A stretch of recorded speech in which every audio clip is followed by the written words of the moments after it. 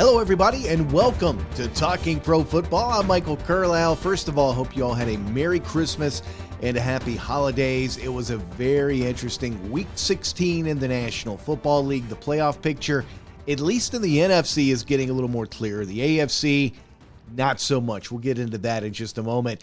Let's take a look at Week 16 in the NFL. It started on Thursday night. The 49ers on the road at the Titans. Randy Bullock kicked a 44-yard field goal with 4 seconds left, and the Titans rallied from a 10-point halftime deficit to beat the 49ers 20-17. Ryan Tannehill threw for just 40 yards in the first half, but he finishes with 209 yards and a touchdown. A.J. Brown had 11 catches for 145 yards. Hours after being activated off of injured reserve, he had an 18-yard touchdown catch that gave Tennessee the lead early in the fourth quarter. Titans now 10-5. The loss drops the Niners to 8-7. Then we had a pair of games on Christmas Day. We'll start in Green Bay. The Browns were at the Packers. This was all about Green Bay. Aaron Rodgers passed Brett Favre to become the Packers' all-time leader in touchdown passes, and the Packers intercepted Baker Mayfield 4 times en route to a 24-22 win over the Browns. Cleveland nearly came back in this one and erased a 12-point deficit before Rasul Douglas had his second interception of the day. That sealed the game with 43 seconds left. Packers now 12-3, and they are in the driver's seat for home field advantage in the NFC. Browns, meanwhile, they're 7-8, and now they've got some work to do. The other Christmas Day game, the Colts were on the road at the Cardinals. Carson Wentz threw a pair of touchdown passes. Jonathan Taylor ran for 108 yards. And the banged-up Colts continued their late-season surge. They get the scrappy 22-16 win over the suddenly fading Arizona Cardinals. Colts have won 3 straight now. They've won 6 of 7. They improved to 9-6. They get the road win despite missing 2020 All-Pro linebacker Darius Leonard. He was on the reserve COVID list. They were also without 4 starting offensive linemen. Cardinals failed to clinch a playoff spot for the 3rd straight week. They're now 3-5 since starting the season 7-0, so they're 10-5 overall. Kyler Murray threw for 245 yards and a touchdown. He also ran for 74 yards in the loss. The Sunday games. We'll start with the early games, and we'll start in Atlanta. Matt Ryan threw a tie-breaking 12-yard touchdown pass to Hayden Hurst early in the fourth quarter, and the Falcons held on late as they beat the Lions 20-16. They keep their slim playoff hopes alive. Atlanta now 7-8. The Lions, they fall to 2-12-1. The Bengals were at home. They were playing host to the Baltimore Ravens. Joe Burrow threw for a franchise record 525 yards and 4 touchdowns. Yes, Burrow threw for 525 on Sunday. Bengals take sole possession of first place in the AFC North with the 41-21 win over the depleted Baltimore Ravens. Burrow broke Boomer Esiason's team record of 522 yards. He was 37 of 46 on the day through 2 touchdown passes to T. Higgins, 1 each to Tyler Boyd and Joe Mixon. Bengals sweep the Ravens for the first time since 2015, and with Lamar Jackson out with the ankle injury and backup Tyler Huntley on the COVID list, Josh Johnson, who was signed as a free agent just 10 days ago, he started at quarterback for the Ravens. He wasn't terrible. He was 28 of 40, 344 yards with 2 touchdown passes and a pick. He was actually pretty good. Not enough, though. Bengals improved to 9-6. The Ravens now 8-7.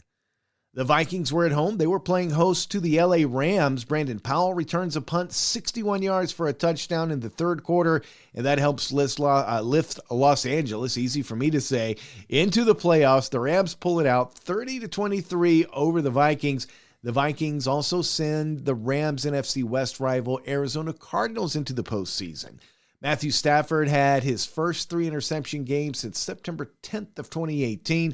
Rams still had more than enough, though. They win their 4th straight game, and they pass Arizona for first place in the NFC West.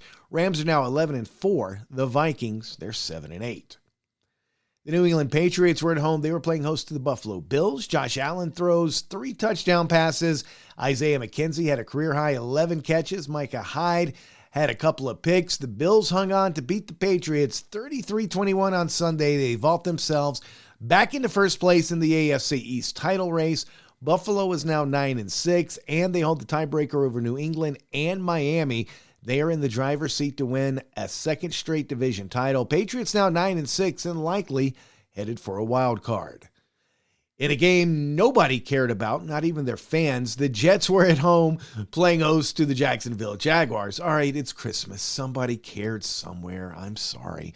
Zach Wilson ran like no other Jets quarterback before him. He also threw a touchdown pass to an offensive lineman while outdoing Trevor Lawrence on Sunday en route to the 26-21 win. Wilson sets a Jets record for a quarterback with 91 rushing yards. He also had a 52-yard scoring run, the longest run by a quarterback in franchise history. He was also 14 of 22 for 102 yards passing, including a touchdown throw to backup offensive lineman Connor McDermott. Jets had 20 players on the COVID list in this one. They also played without their head coach because he didn't clear COVID protocols after testing positive earlier in the week. Jets now 4-11. Jaguars, meanwhile, I guess if you're looking for a positive, they inched closer to the number one overall pick. They fall to 2-13. An NFC East matchup, the Giants were at the Eagles. Jalen Hurts threw a touchdown pass to an offensive lineman as well. This one to Lane Johnson. Linebacker Alex Singleton returned an interception for a score. The Eagles continue their late season playoff push. They get the 34-10 win over the Giants. Eagles have now won 6 of 8 after starting the season, losing 5 of 7. They move into the 7th playoff spot in the NFC. They could clinch a playoff berth with a win and some help next week. They're 8-7 now on the year. Giants, meanwhile, well, they stink. They're 4-11. The Tampa Bay Buccaneers were on the road at the Carolina Panthers, and they were looking to clinch an NFC South title. They do just that. Their first NFC South title since 2007. Tom Brady throws for 232 yards and a touchdown. Antonio Brown made a big return in the 32-6 win over the Panthers. In his first game since October 10th, he had missed 8 straight. Brown set he had a big role in the offense. No Mike Evans, no Chris Godwin. They're both sidelined by injuries. 10 passes, 101 yards. He was targeted 15 times by Brady. Tampa now 11-4. They still remain in the hunt for the number one overall playoff spot in the NFC. Panthers, meanwhile, they're just not very good. They're 5-10. The Chargers had a golden opportunity in front of them on Sunday, and they blew it. They were on the road at the Texans. Rex Burkhead ran for a career-high 149 yards and a pair of scores. The Texans took advantage of 3 turnovers. They beat the Chargers 41-29, with both teams missing more than a dozen players because of COVID-19 protocols. The Chargers' playoff chances took a big hit with the loss. They were without linebacker Joey Bosa, running back Austin Eckler, receiver Mike Williams, as well as center Corey Linsley. And big loss for them. The win keeps them solidly in the playoff hunt. With the loss, they've now got some work to do as well. They're now 8-7. They came into this game second place in the AFC West, 8-7 now. And for the moment, at least, they're on the outside looking in of a playoff spot. Texans, meanwhile, they're 4-11, and they've pretty much played themselves out of contention for the number one overall pick. The late games on Sunday, we start in Seattle. Jimmy Graham had a 15-yard touchdown reception from Nick Foles with just over a minute to go, and Damiere Byrd made an acrobatic reception for the 2-point conversion. The Bears beat the Seahawks 25-24 on Sunday. Foles was 24 of 35 for 250 yards. David Montgomery and Khalil Herbert each had rushing touchdowns. Bears snap a 3-game losing skid. They're 5-10.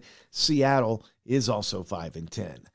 The Steelers were on the road. They went into Arrowhead to take on the Chiefs. Patrick Mahomes threw for 258 yards and 3 touchdowns, and the defense dominated the Pittsburgh Steelers. 36-10 was the final. Clyde Edwards-Helaire had a touchdown run for Kansas City before leaving in the second half with a collarbone injury.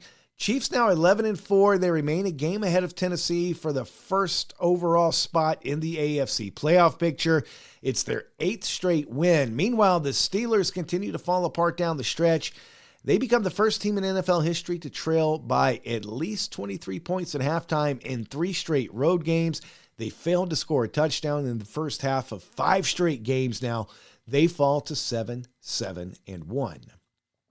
The Denver Broncos were on the road. They were in Las Vegas taking on the Raiders. Josh Jacobs ran for 57 yards on 7 attempts on the Raiders' opening drive of the second half. He went for 75 yards over 9 plays. It ended with Peyton Barber's 5-yard touchdown run. That gave the Raiders the lead for good. They hang on for the 17-13 win over Denver. Jacobs finished with 129 yards. The Raiders rallied to defeat the Broncos. They keep their playoff hopes alive in the AFC. Derek Carr was 20 of 25, 201 yards with a touchdown. He did throw a pick. Raiders improved to 8-7. Denver now 7-8. The Sunday night game in Dallas, and it was ugly. Unless, of course, you're a Cowboys fan. Then you loved it. Dak Prescott threw 4 touchdown passes. He barely played a half. DeMarcus Lawrence returned an interception for a score. Cowboys celebrated winning the NFC East with a 56-14 rout of Washington. Dallas tied the franchise record for points in a first half while taking a 42-7 lead. Things were so bad for Washington that they were fighting on the sidelines. Defensive tackles Jonathan Allen and Darren Payne were caught on camera going at it, and one threw a punch at the other. Dallas 11-4. They are still in the hunt for the number 1 overall seed in the NFC.